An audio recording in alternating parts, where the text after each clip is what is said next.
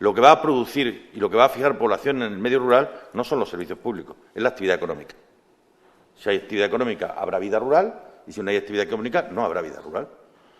Por lo tanto, la nota que nos estamos o con la que nos estamos enfrentando es si somos capaces de producir actividad económica también en el medio rural, que será la manera de que la gente pueda vivir allí y pueda querer vivir allí. Los recursos son para que sean utilizados en una finalidad común, que es el generar empleo.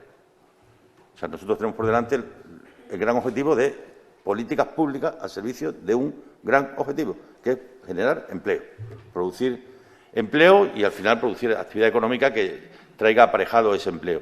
Porque si eso lo logramos, cumpliremos los objetivos de déficit, aumentarán los ingresos públicos y, como consecuencia de ello, no habrá que hacer ajustes ni nadie tendrá que hacer recortes. Es decir, el crecimiento económico es, hoy por hoy, una prioridad absoluta, por causa de empleo y por causa de cuentas públicas.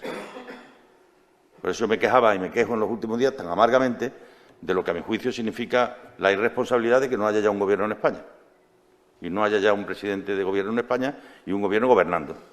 ¿Por qué? Pues porque es clave que crezcamos este año para que podamos cumplir los objetivos de déficit sin que a nadie se le ocurra tocar un euro de los presupuestos. Es decir, sin que a nadie se le ocurra reducir ni un euro en los presupuestos.